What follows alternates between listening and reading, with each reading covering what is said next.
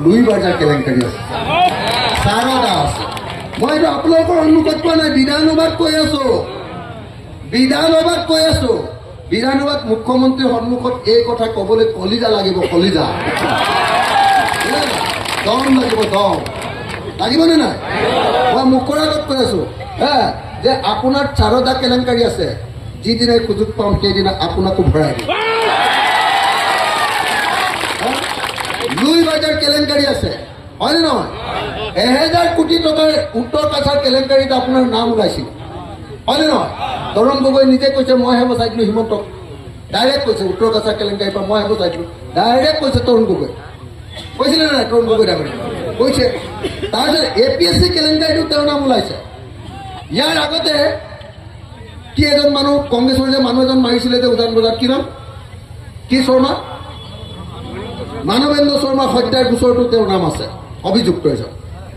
আৰু আলফাৰ নামত পইচা তুলিবলৈ গৈ আমাৰ চানমাৰীত, মই য'ত থাকো এতিয়া, চানমাৰীত ইঞ্জিনিয়াৰ দাসৰ ঘৰত পইচা তুলিবলৈ যাওঁতে পুলিচে ধৰিছিলে আৰু কাপোৰ কানি খুলি হিমন্ত বিশ্ব শৰ্মাক ৰাম পিতন দিছে। মই এইটো একদম বিধানসভাত কৈ আছো, বোলে আপুনি কাক দম দিছে? আপোনাৰ হিষ্ট্ৰী এইটো, আৰু যিদিনাই সুযোগ পাওঁ আপোনাক ঘূৰাই দিম। আপুনি মোক কিমান ভৰালে? 165 কেছ দিছে, দিব। কিন্তু মই জেল নাযাওঁ, মোক এনে 3 মাহ জেলত ৰাখিব পাৰে, এইটো হাজতত ৰাখিব পাৰে, মই জেল নাযাওঁ। কাৰণ মই কাকো চৰিওৱাও নাই, কাকো চুৰু কৰা নাই, কাকো ডকাইতো কৰা নাই, মই বেয়া কাম কৰাই নাই জীৱনত।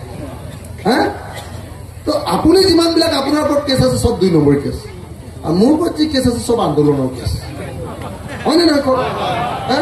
হিমন্ত বিশ্ব শৰ্মাৰ কিবা কিটো আছে? মই সেইকাৰণে আপোনালোকক এটাই কথা, মই এইবিলাক কথা কোৱাৰ অৰ্থটো হ'ল যে সংখ্যালঘু মানুহে ভয় কৰি বিজেপিক ভোট দিব লাগিব, আৰু বিজেপিৰ বন্ধু বদৰুদ্দিন আজমলক ভোট দিব লাগিব বুলি যদি কোনোবাই ভাবিছে, এইটো নাভাবিব। একো হিমন্তই একোডাল ছিঙিব নোৱাৰে, একো কৰিব নোৱাৰে।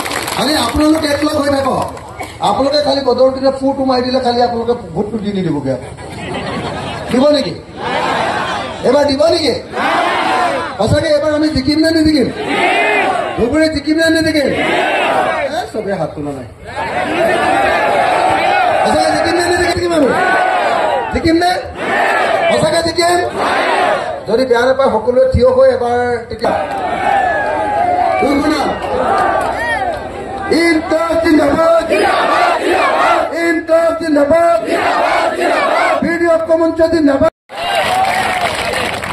হয়নে নহয় কওক?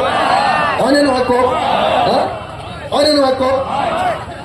মই আপোনালোকক এটা কথা কওঁ, মই একদম সহজকে যদি বুজাবলৈ হয়, আপোনালোক